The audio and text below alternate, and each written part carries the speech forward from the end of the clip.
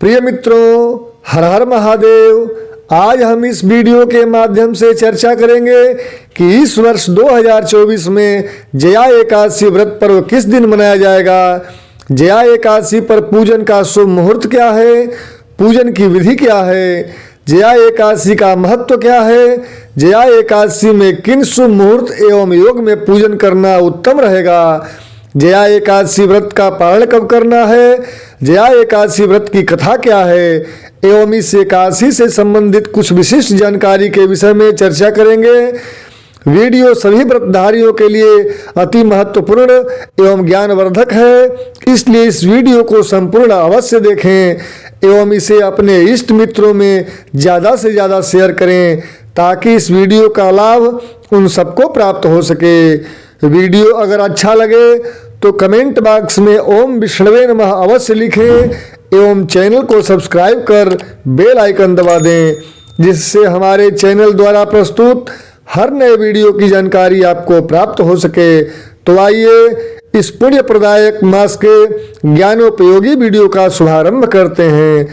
सबसे पहले आपको बता दें कि माघ मास के शुक्ल पक्ष की एकादशी को जया एकादशी के नाम से जाना जाता है। इस वर्ष 2024 में माघ मास शुक्ल पक्ष में पड़ने वाली जया एकादशी व्रत का मान सबके लिए 20 फरवरी मंगलवार को होगी।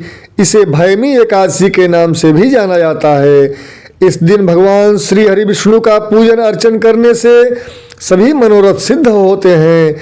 जैसा कि आप सभी लोग जानते हैं कि एकादशी तिथि हर माह में 2 बार पड़ती है, एक कृष्ण पक्ष में एवं दूसरी शुक्ल पक्ष में। इस दिन साधक भगवान श्री हरि विष्णु के लिए व्रत रखते हैं एवं उनसे सुख शांति ऐश्वर्य लक्ष्मी की प्राप्ति का आशीर्वाद मांगते हैं।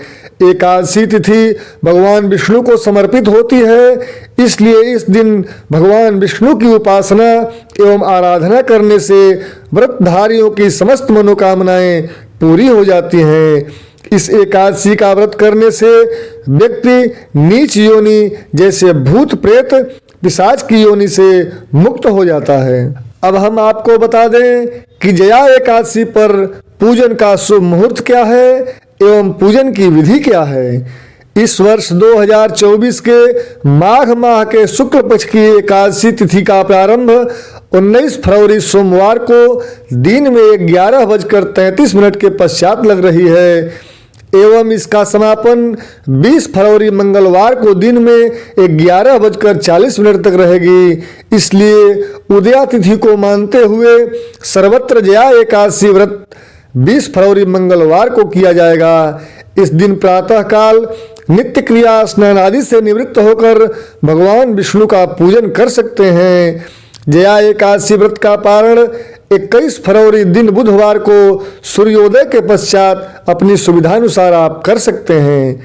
जया एकादशी के दिन त्रिपुष्कर योग का निर्माण हो रहा है, जो बेहद शुभ फलदायक होता है। जया एकादशी के दिन ब्रह्म मुहूर्त में जग जाना चाहिए एवं स्नानादि क्रिया से निवृत्त होकर घर के मंदिर में जाएं और साफ सफाई करके शुद्ध जल से मार्जन करके भगवान के पूजन की संपूर्ण तैयारी कर लें। तत्पश्चात पीला वस्त्र धारण करें एवं शुद्ध आसन में बैठ जाएं।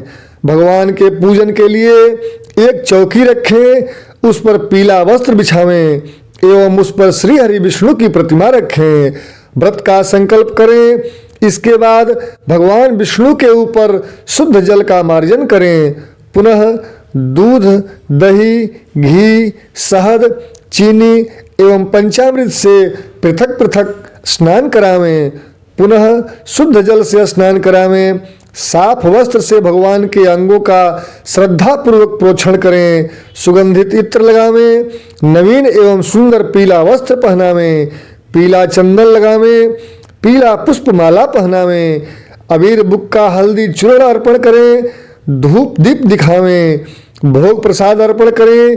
पीला फल चढ़ावें एवं भगवान श्री हरि विष्णु का असीम कृपा प्राप्ति के लिए विष्णु चालीसा का पाठ, विष्णु सहस्रनाम का पाठ, नारायण स्तोत्र का पाठ एवं भगवान विष्णु के द्वादशाक्षर मंत्र का जप करें। पुनः पूजन के पश्चात माता लक्ष्मी एवं भगवान विष्णु की आरती करें एवं सुख समृद्धि अथवा अपनी समस्त मनोकामनाएं पूर्ण होने की कामना करें। अब हम जानेंगे कि जया एकादशी का महत्व क्या है। जया एकादशी का व्रत करने से जीवन के सभी पापों का शमन हो जाता है एवं अनंत पुण्य फल की प्राप्ति होती है एवं घर परिवार में हमेशा खुशहाली रहती है। ऐसी मान्यता है कि जो भी जया एकादशी का व्रत करता है उस पर कभी भी भूत प्रेत और पिशाच आदि का दुष्प्रभाव नहीं होता और न ही उसे भूत प्रेत एवं पिशाच योनि में जाना पड़ता है। अर्थात जो जया एकादशी का व्रत करता है उसे कष्टकारी पिशाच योनि से मुक्ति मिलती है एवं मृत्यु के पश्चात मोक्ष की प्राप्ति होती है। इस दिन किए गए दान पुण्य का करोड़ों गुना फल प्राप्त होता है। अब हम जानते हैं जया एकादशी व्रत की कथा क्या है।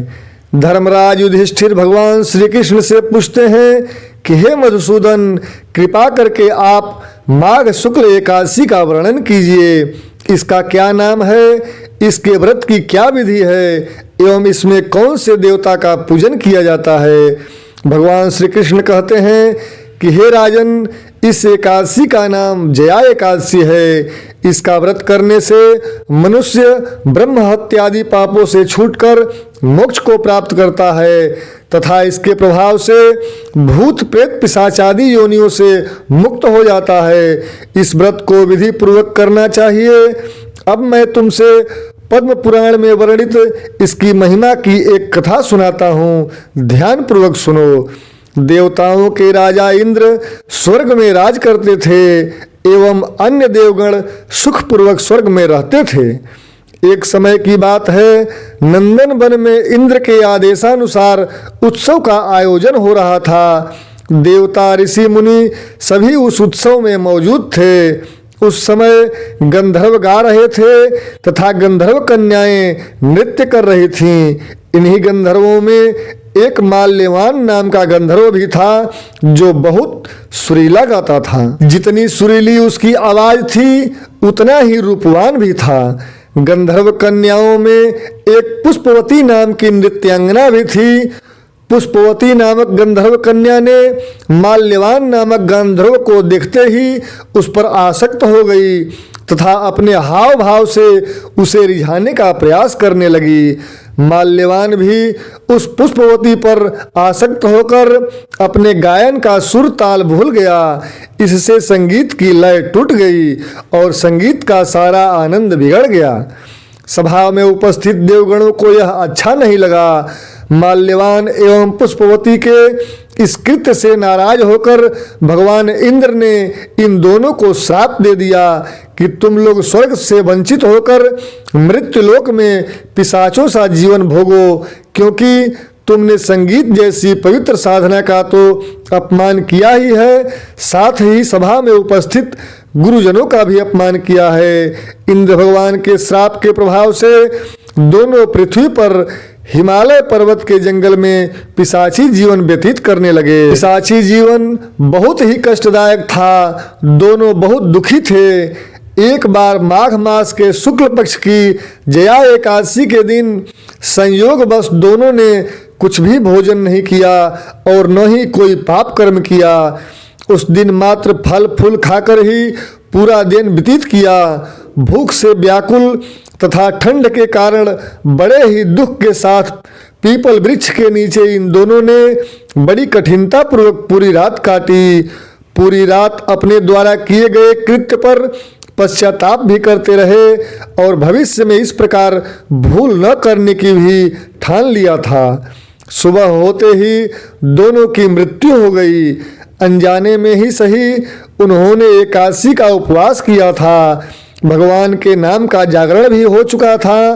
परिणाम स्वरूप प्रभु की कृपा से इनकी पिशाच योनि से मुक्ति हो गई और पुनः अपनी अत्यंत सुंदर अप्सरा और गंधर्व की देह धारण करके सुंदर वस्त्रों एवं आभूषणों से अलंकृत होकर दोनों स्वर्गलोक को चले गए।